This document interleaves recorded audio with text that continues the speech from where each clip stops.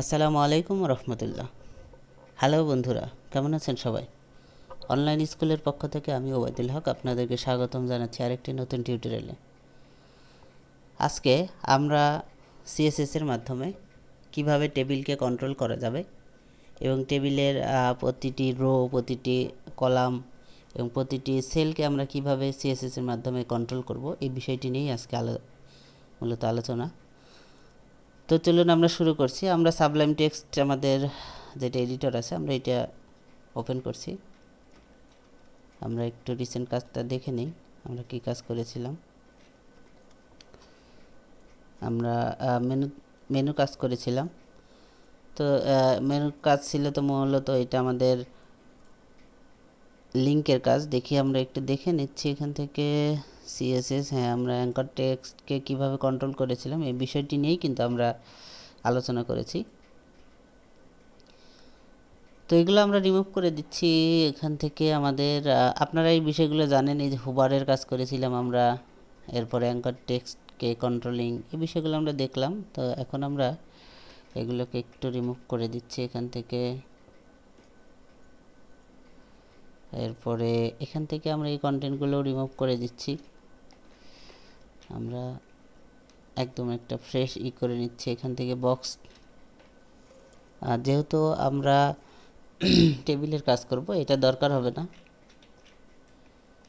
ওকে, এবার একটু আমরা রিফ্রেশ দেই। ঠিক আছে, তার আগে আমরা একটা সিম্পলি এখান থেকে টেবিল নিয়ে নিচ্ছি, টেবিল টিয়ার। আপনারা জানেন কিভাবে আমরা টেবিল টিয়ার নেই। তো আমরা এটাকেই কপি করছি এখান থেকে।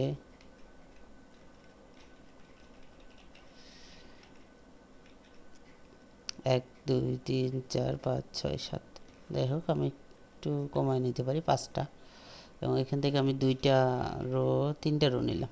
ওকে, এই হলো আমার একটা টেবিল। কোনো কিছু নাই, এখানে কিন্তু টেবিল আছে। আমরা যদি ভিউ সোর্স থেকে কোড দেখি, এই যে কোডে কিন্তু টেবিল আছে, এটা কিন্তু কোনো কিছু দেখা যাচ্ছে না। তো চলুন আমরা এখান থেকে এইটাকে আমরা সিএসএস দিয়ে কন্ট্রোল করব। তো আমরা জানি যে কোনো ট্যাগকে আমরা যদি সিএসএসের মাধ্যমে কন্ট্রোল করতে চাই, সেক্ষেত্রে আমাদের কোনো ডট অথবা কোনো হ্যাশ ইউজ করা যাবে না, সরাসরি ট্যাগের নাম দিয়ে দিতে হবে। তো আমরা যেহেতু টেবিলকে কন্ট্রোল করব, সো আমাদেরকে টেবিল আগে লিখতে হবে। দেখুন, এরপরে আমাদের বন্ধনী 2টা সেকেন্ড ব্র্যাকেট যেটা, সেটা শুরু করব এবং শেষ করব। এরপরে আমরা এখান থেকে যে কোনো কিছু কন্ট্রোল করতে পারবো। ঠিক আছে, তো আমি এটা যদি এখান থেকে বলে দিতে পারি যে বর্ডার, আমি বর্ডার দিয়ে দেখছি কি হয়। 1px solid red. ওকে, দেখুন এই যে সিম্পল একটা টেবিল তৈরি হয়েছে।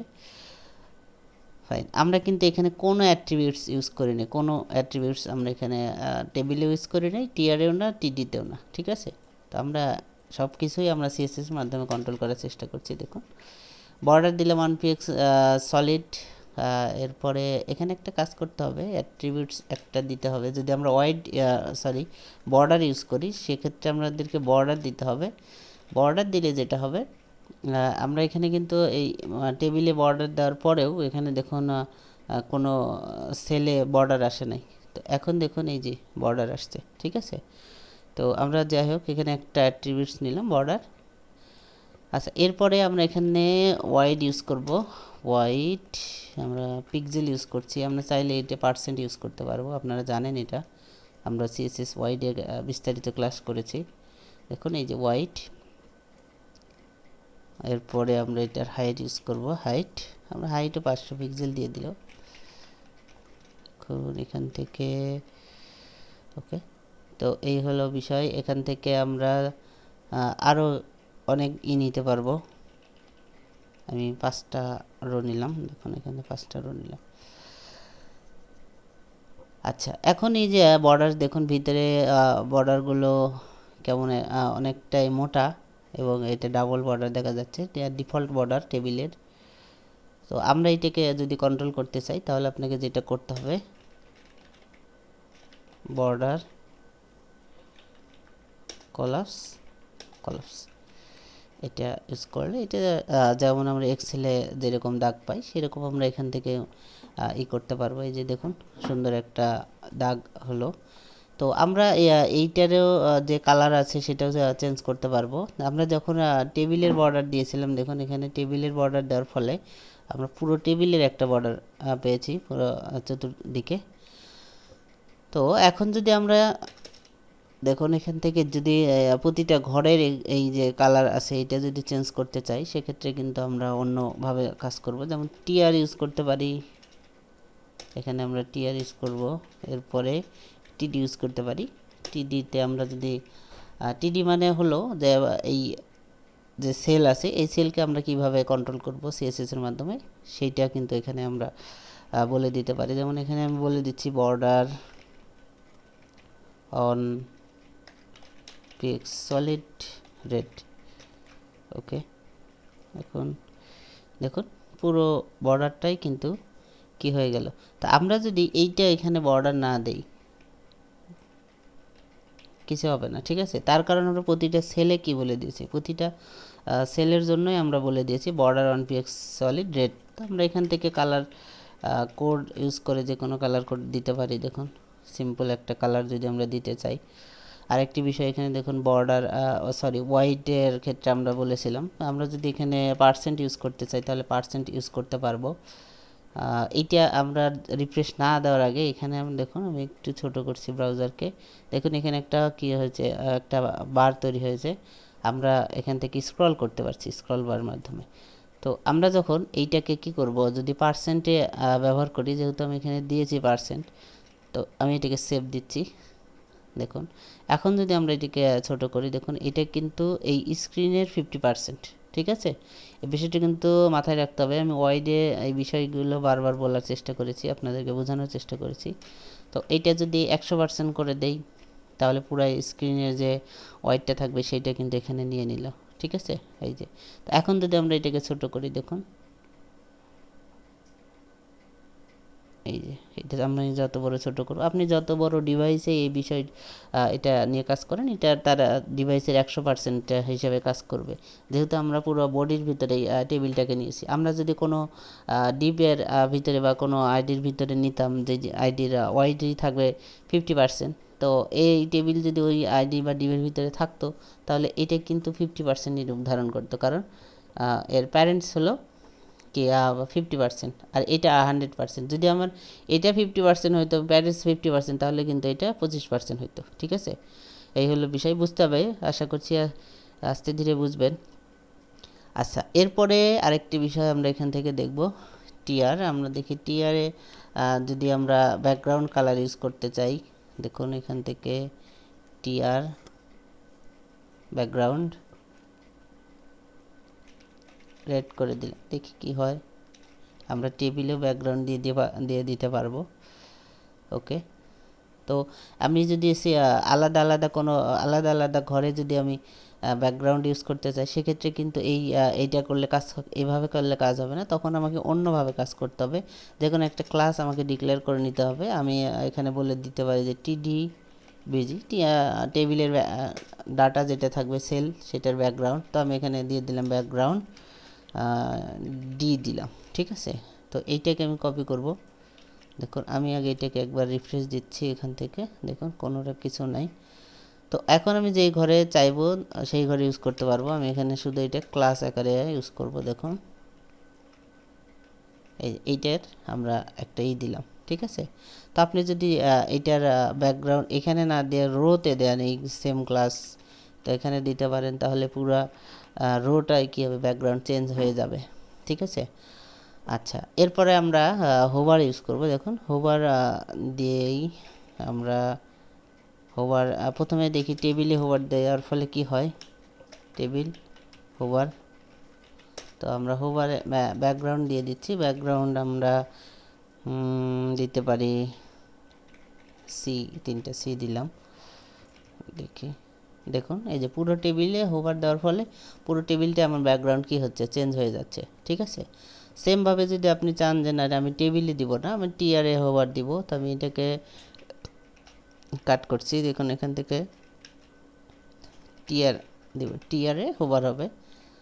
এখন এটাকে যদি এখন কিন্তু আমরা রিফ্রেশ দিব, রিফ্রেশ দেওয়ার পরে দেখুন এই যে প্রতিটা রোতে এইটা প্রতিটা রোতে যাওয়ার ফলে আমার যে হোভারটা আমরা দিয়েছি সেটা কিন্তু এখানে কাজ করছে। তো আমরা এই কালারটা একটু চেঞ্জ করে নিতে পারি, যেহেতু আমাদের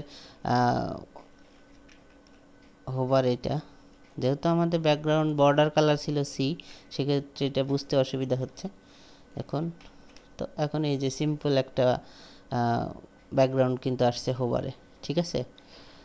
ওকে, এরপরে আমরা যদি চাই যে না প্রতি আলাদা আলাদা টিডি যেটা সেল থাকবে সেই সেলে আলাদা আলাদা কি হোভার হবে, সেক্ষেত্রে আমরা তখন এখানে টিডি ইউজ করতে পারি। টিডিতে হোভার ইউজ করতে হবে। হোভার ইউজ করার শর্ত হলো এখানে একটা কোলন দিতে হবে, আপনারা এটা জানেন, ঠিক আছে। আমি হোভারে ক্লাস করিয়েছি, আপনারা জানেন, এই বিষয়ে বিস্তারিত আমার ক্লাস আছে, আপনারা দেখে নিতে পারেন। এখন আমরা কিন্তু প্রতিটা সেলে যেই ঘরে যাব সেই ঘরে আমাদের কার্সর যেখানে থাকবে সেটা কিন্তু হোভার হবে, ঠিক আছে। এটা কিন্তু আমরা এখন বুঝতে পারছি যে আমার কার্সরটা কোন ঘরে আছে। তো এই হলো বিষয়।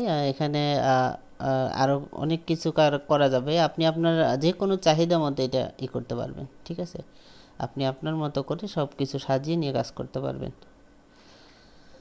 আচ্ছা, টিআর এখানে আমরা দিয়েছি, টিআরকে যদি আমরা হাইট ডেফিনিশন এখানে যদি হাইট আমরা ডিক্লেয়ার করে দিতে চাই যে হাইট হবে কত পার্সেন্ট, আমরা পার্সেন্ট না 30 পিক্সেল দিব, সেটা করে দিতে পারেন। সেক্ষেত্রে আপনার যেটা করতে হবে টেবিলের হাইট ইউজ করা যাবে না, ঠিক আছে। টেবিলের হাইট ইউজ করা যাবে না, যেহেতু আমরা ফিক্সড হাইট দিয়েছি। তো আমরা এখন যদি এইটা দিই, দেখুন এই যে এইটা 30 পিক্সেলের। এখন আমরা যদি চাই যে এটা আর একটু বড় করব বা হাইট বেশি করব, 50 পিক্সেল দিলাম, দেখুন এই যে এটা বড় হবে, ঠিক আছে। তো এই হলো বিষয়, আশা করছি আপনারা বুঝতে পারছেন। আর বুঝতে না পারলে অবশ্যই আমাদেরকে কমেন্টস বক্সে জানাবেন, আমরা চেষ্টা করব যথাসম্ভব ফিডব্যাক দেওয়ার জন্য। তো আজকে আর দীর্ঘায়িত করব না, এখান থেকে যে বিষয়গুলো আমরা শিখলাম টেবিলের ভিতরে কিভাবে আমরা কন্ট্রোল করব, তো আরও কিছু বিষয় না দেখলেই না, যেটা বিষয় হলো, তো আমি এখানে যদি এখন অনলাইন স্কুল লিখি, আমি কন্টেন্ট দিলাম। ওকে, কন্টেন্ট দেওয়ার পরে এখান থেকে দেখুন আমরা এটাকে আগে রিফ্রেশ দিলাম। কন্টেন্ট দেওয়ার পরে কিন্তু সবগুলো এই যে ছোটো, কারণ এই আমরা কিন্তু এখানে বলে দেই না যে আমাদের টিডির ওয়াইডটা কত হবে, ঠিক আছে। তো আমি এখানে কয়টা ঘর কলাম নিয়েছি, 1 2 3 4 5টা। তো আমি এখন যদি টিডিতে বলে দেই যে ওয়াইড হবে টিডি ওয়াইড, আমি ওয়াইড বলে দিচ্ছি হলো 20%, যেহেতু আমি 5টা কলাম নিয়েছি। তো এখন দেখুন এখানে এই যে প্রতিটা ঘর আমরা এইভাবে সমানভাবেই করলাম, ঠিক আছে।